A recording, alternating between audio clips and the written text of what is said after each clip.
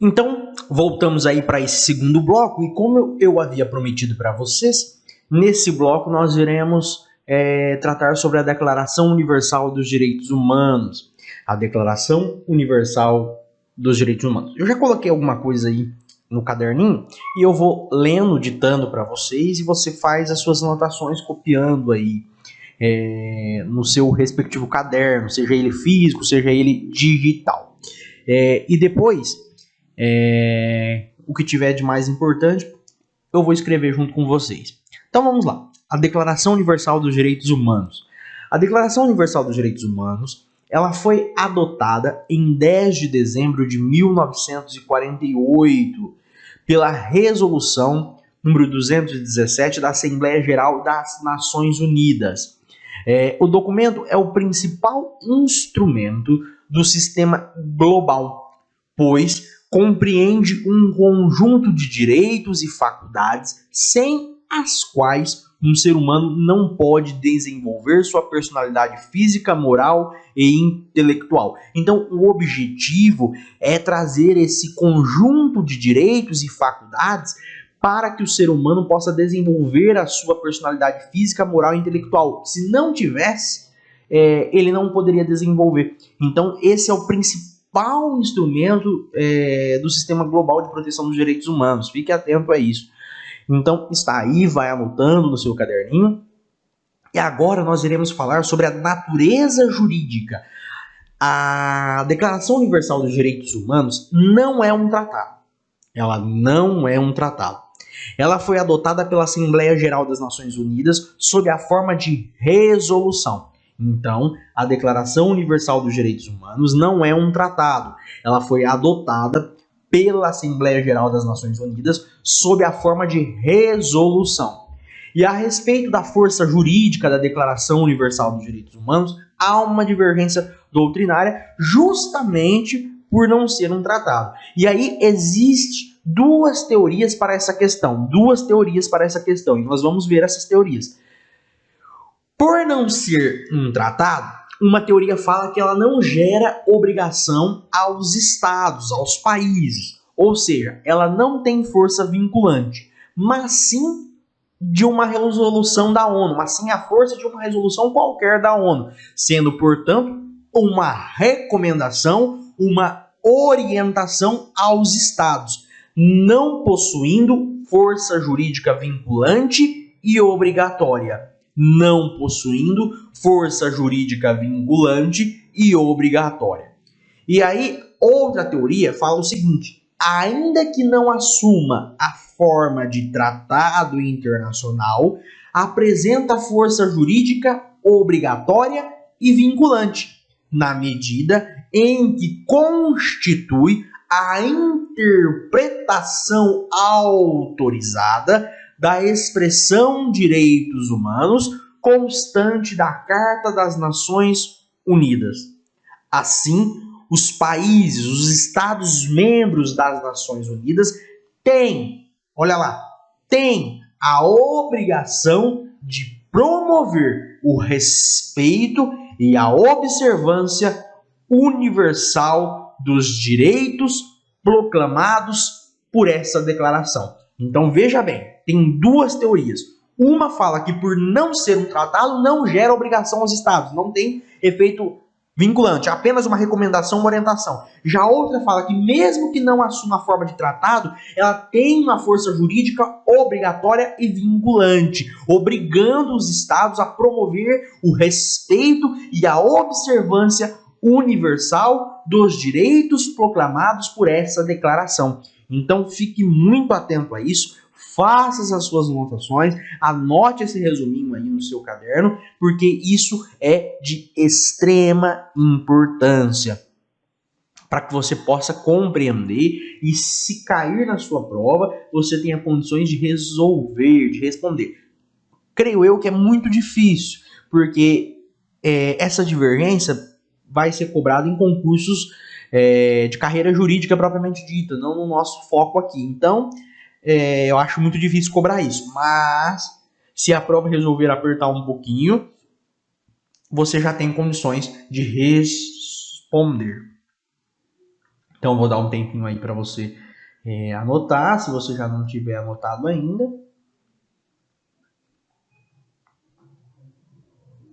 Qualquer coisa você pausa e faz as suas anotações.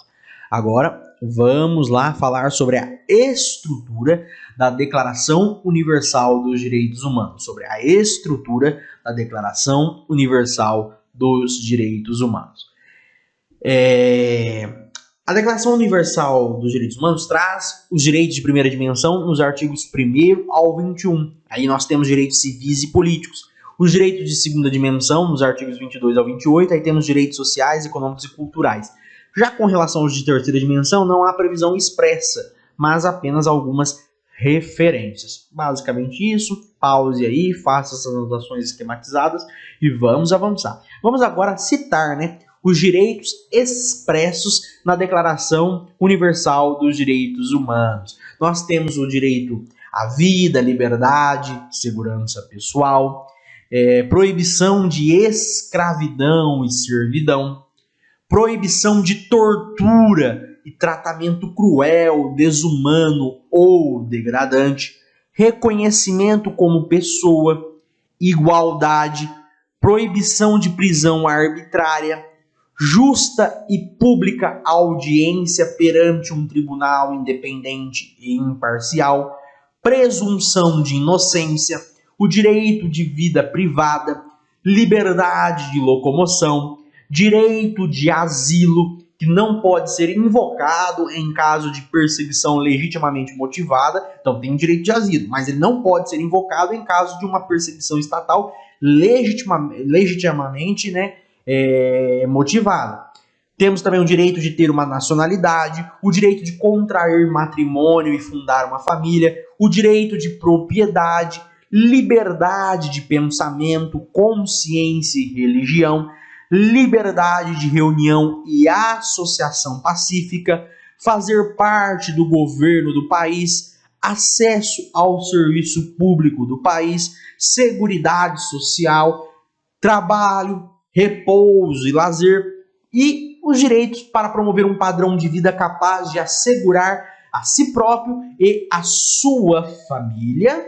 E aí nós vamos complementar aí, então, os direitos para trazer um padrão de vida capaz de assegurar a si próprio e a sua família, saúde e bem-estar,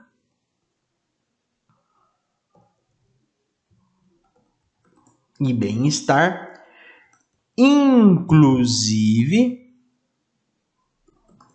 alimentação, vestuário, habitação. Opa, peraí, o probleminha aqui. Então vamos lá: vestuário,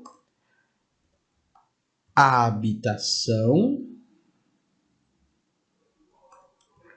cuidados médicos e os serviços sociais indispensáveis.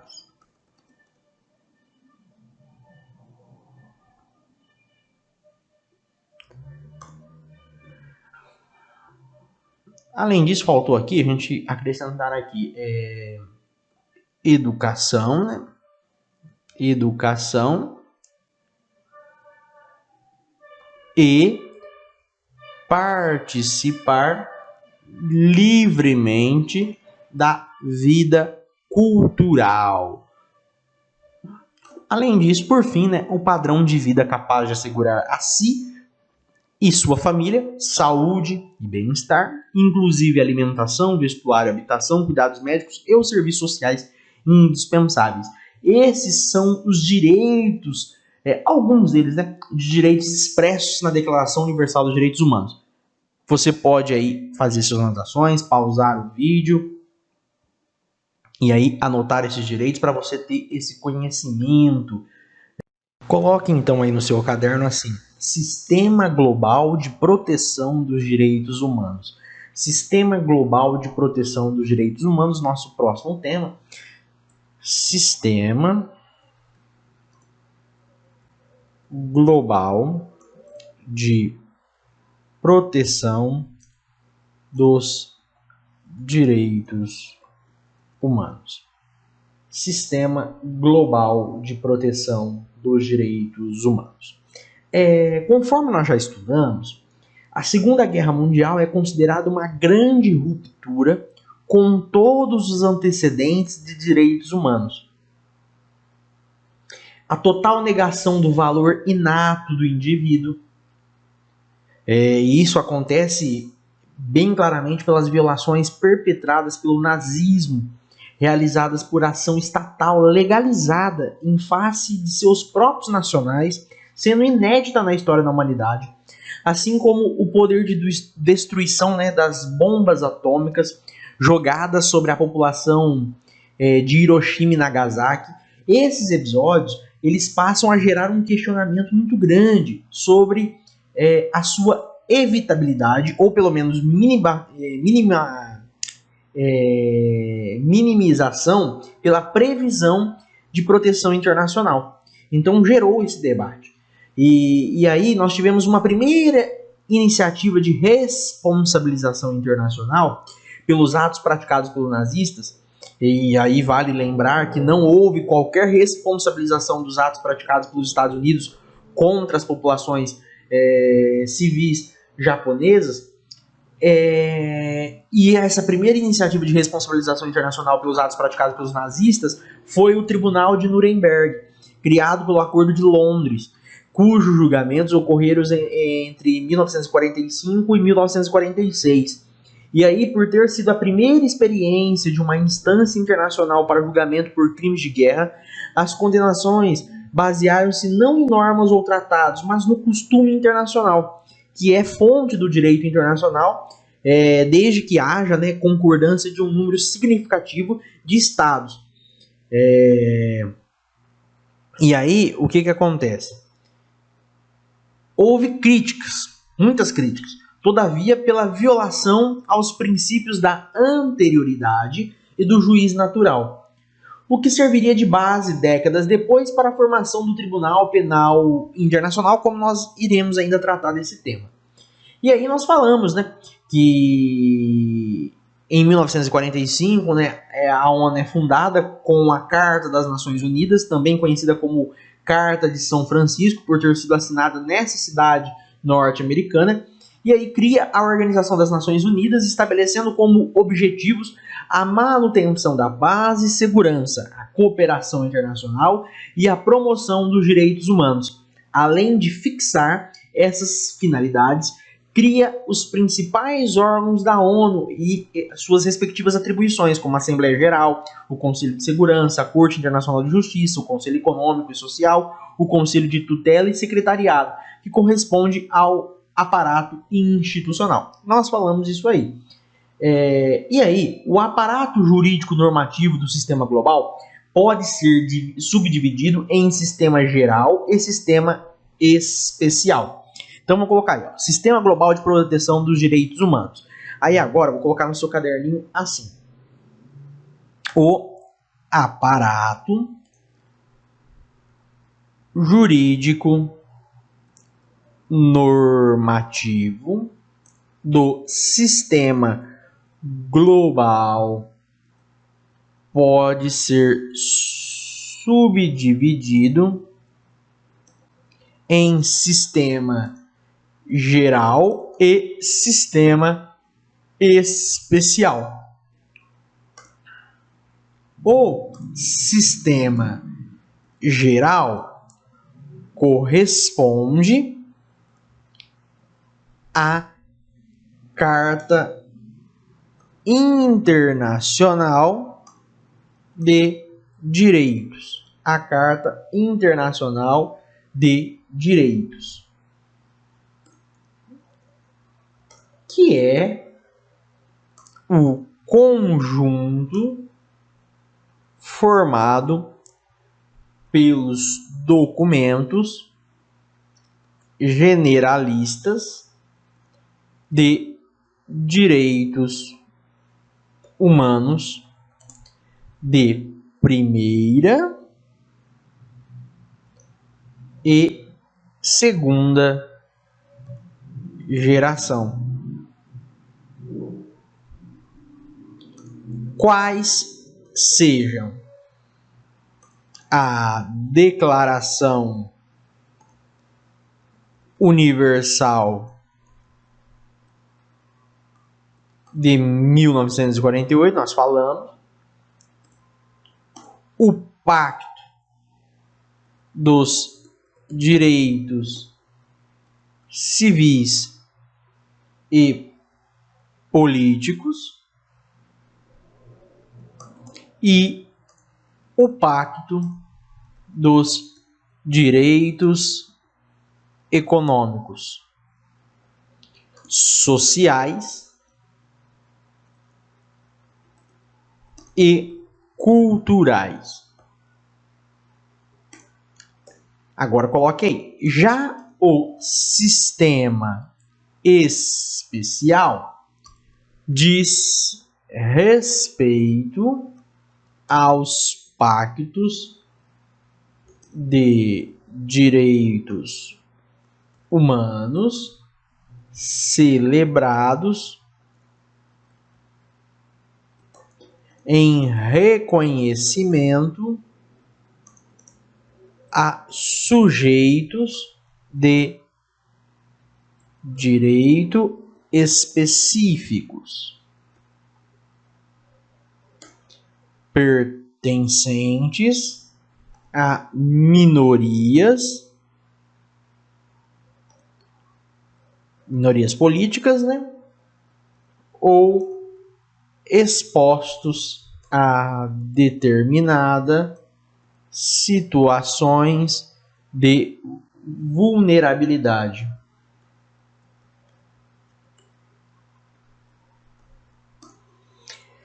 Então você tem um resuminho aí no seu caderno sobre a divisão aí desse sistema global de proteção dos direitos humanos.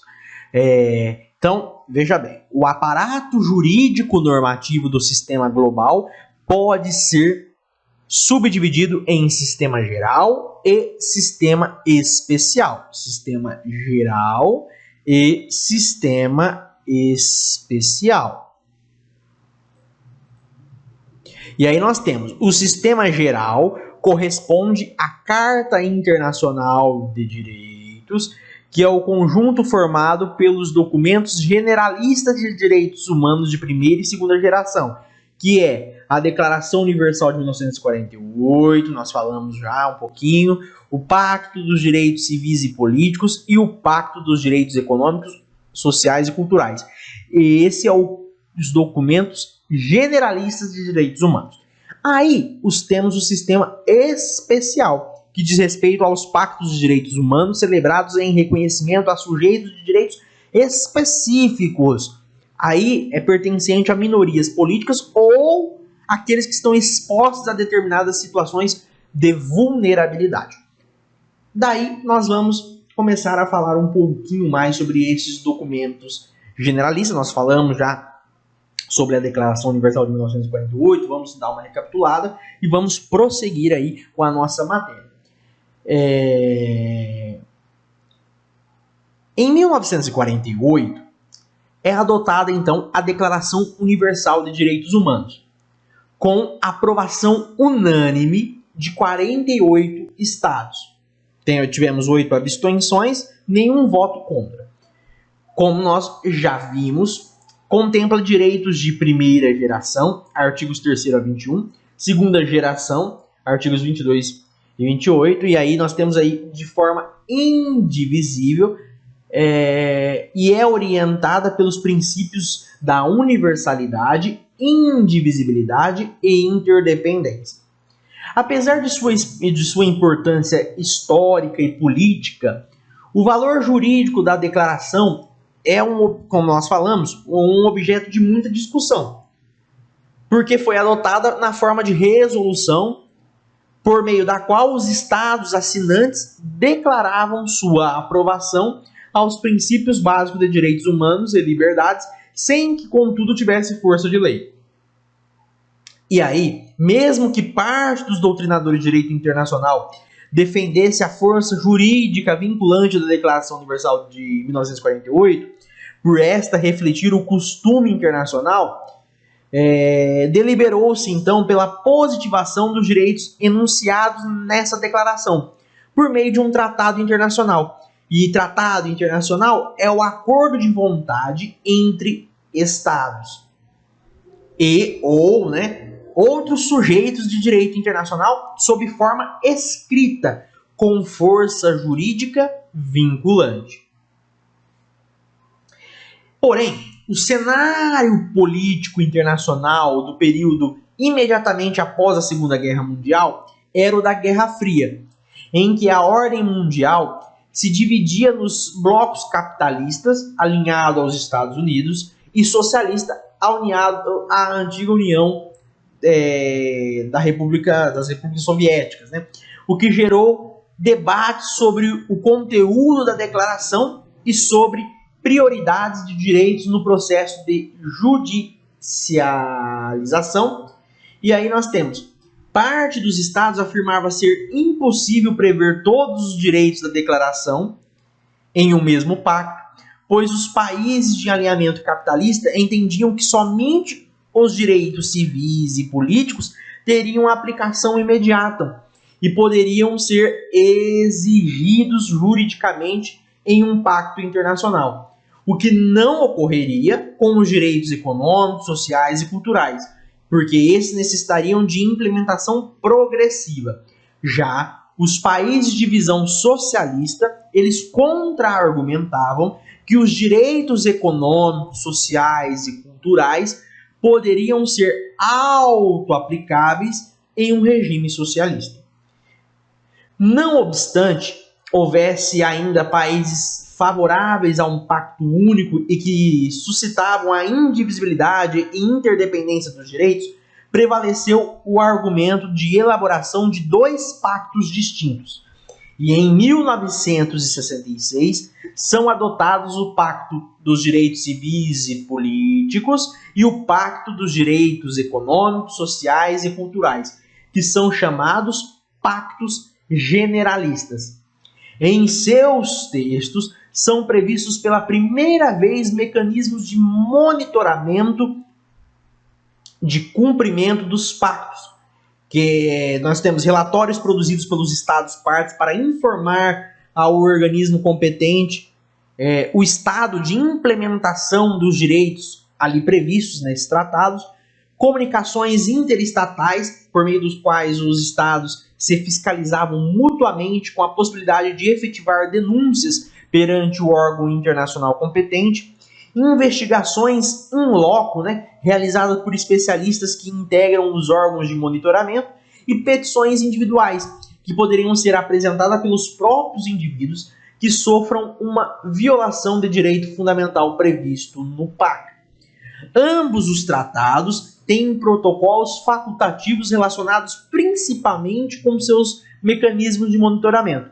Os protocolos facultativos também são tratados internacionais, mas são acessórios aos pactos principais e contêm previsões às quais os estados podem aderir facultativamente, sem precisar abrir mão do conteúdo central estabelecido nos pactos de direitos.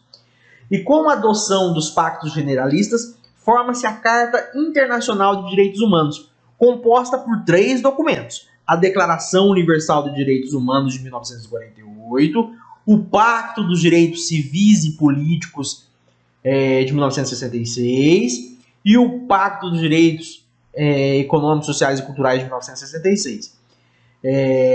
E aí, o aparato normativo composto pelos pactos generalistas é chamado de Sistema Geral de Proteção. Fique atento quanto a isso. E aí nós vamos falar, então, um pouquinho mais sobre o Sistema Geral de Proteção, o Pacto dos Direitos Civis e Políticos. Depois nós vamos falar sobre um pouquinho, sobre o Pacto dos Direitos Econômicos, Sociais e Culturais, rapidamente. E vamos avançar no nosso conteúdo. Mas isso vai ficar para a nossa próxima aula, porque nós já chegamos aqui no nosso tempo. Então, na nossa próxima aula, nós iremos dar continuidade ao Sistema Global de Proteção dos Direitos Humanos e vamos aí adentrar especificamente aí no Pacto dos Direitos Civis e Políticos, os Pactos dos Direitos Econômicos, Sociais e Culturais, vamos avançar no nosso conteúdo. Qualquer dúvida, eu estou disponível aí no @prof. João Vitor Amaral para nós trocarmos uma ideia e espero que você esteja gostando, que você possa revisar o conteúdo, estar com o seu caderninho em ordem, anotando tudo, porque isso é de muita importância. Um forte abraço, que Deus abençoe todos vocês e voltamos aí em outra oportunidade. Até mais!